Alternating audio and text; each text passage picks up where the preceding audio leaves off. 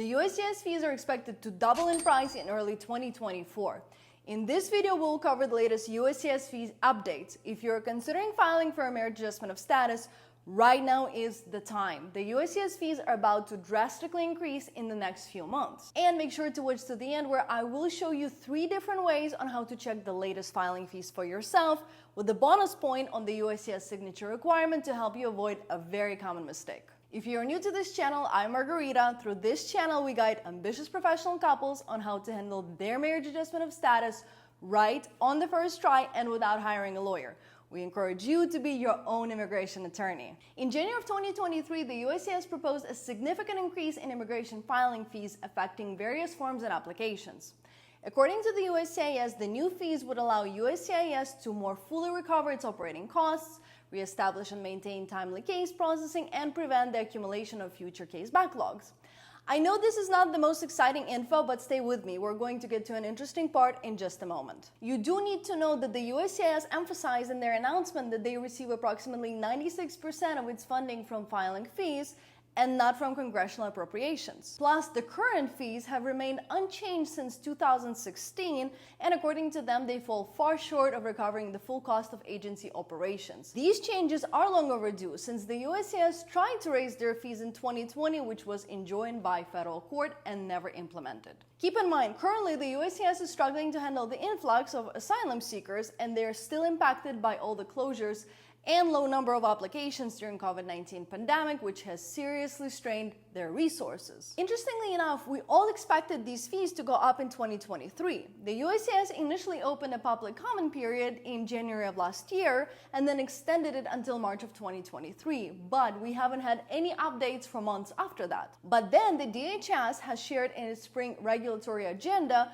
that a final rulemaking will not occur until March of 2024. When I talk or think about this fee increase, I always remind myself that the announcement of the final rule in March of 2024 would set new fee levels that could differ from the proposed fees, confirm any policy changes, and also set a date by which any changes would take effect. Meaning, we shall wait and see what exactly happens, but for now, let's look at what you might be required to pay as early as March of this year for your marriage adjustment of status application, since you do need to be prepared no matter what. Okay, so will this impact you, and how much will you pay for your marriage adjustment of status application moving forward? Just a quick reminder that currently your entire marriage adjustment application, including all the permits and biometrics fees, will cost you $1,760. And currently you only need to pay for 2 forms. Form I-130 costs $535, while Form I-485 costs $1,225. Again, when you file work and travel permits with your Form I-485, they're currently free, but the USCIS tried to change that in 2020, and they're trying to change it again right now. The new fee schedule would charge separate fees for Form I-485, I-765, and I-131, drastically increasing the cost for individuals adjusting their status to permanent resident. The total cost of these 3 forms is projected to rise to $2,820, a 130% increase. Form I-130, petition for alien relative fees, will rise by 53% to $820. That brings your total from $1,760 to $3,640 for the exact same process, exact same forms, and everything. $3,640. Since for a vast majority of you, this initial green card is just the first step of this immigration process, you also need to know that as a conditional resident, you will need to apply for removal of conditions to apply for permanent green card prior to being eligible for naturalization. The removal of conditions form will experience a significant fee increase as well, rising from $680 to $1,195, a 76% increase. Although we don't know what the final rule will actually look like, it's obvious that the USCIS will likely increase their fees this time around. If you've been researching this topic for a while and you're still not sure where to start or how to effectively handle your entire immigration process right and on the first try without wasting any more time, our marriage immigration method is for you. Inside our method, we guide professional couples on how to properly handle their green card with the minimal amount of stress and headache on their part. Simply follow a step-by-step layout an attorney would otherwise follow to prepare a case on your behalf. And obviously make sure to prepare and submit your case before the filing fees go up. On average, it takes our members 3 to 4 weeks to fully prepare their case. You can schedule a free strategy session with us by following the link below. Okay, so now let me show you how to check the latest filing fees for yourself. There are 3 things I always do to just make sure. Because there's absolutely nothing worse than submitting an incorrect filing fee and having your application rejected on the first try. Trust me, it adds a ton of anxiety, and the whole point is to eliminate as much stress from this process as possible. If you're already stressed out about this process, you know exactly what I'm talking about. Okay, so first, I always keep an eye out on the latest USCIS news.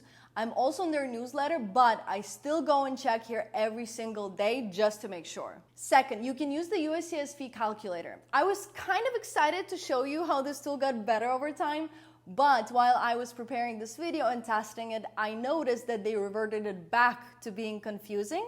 So here we are. Here's what I mean. One of the biggest mistakes couples make when it comes to filing fees is that they overpay. They use this tool to calculate each filing fee, but the tool doesn't show them that when they pay for Form I-485, they don't need to pay for work and travel permits. So they erroneously submit additional fees for those 2 permits, and their application gets rejected. So what I've discovered is the best resource to follow is Form G1055 fee schedule. This document specifically states that when you file and pay for Form I-485, you do not need to pay a separate filing fee for Form I-765.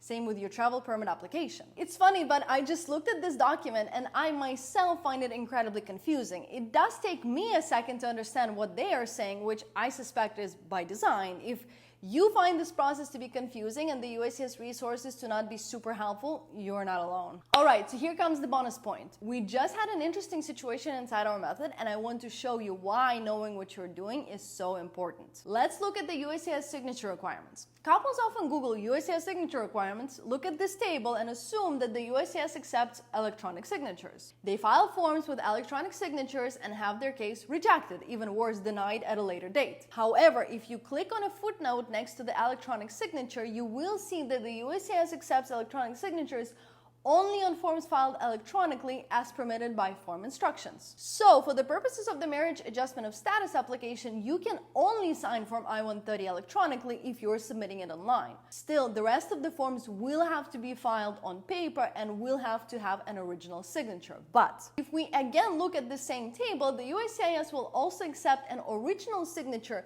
on the benefit request that is later photocopied, scanned, faxed, or similarly reproduced unless otherwise required by form instructions. Okay, so what does that mean? Let me give you an example. Let's imagine you're using a joint sponsor in your application who is located in a different state. They do not necessarily need to mail you their application with the original signature.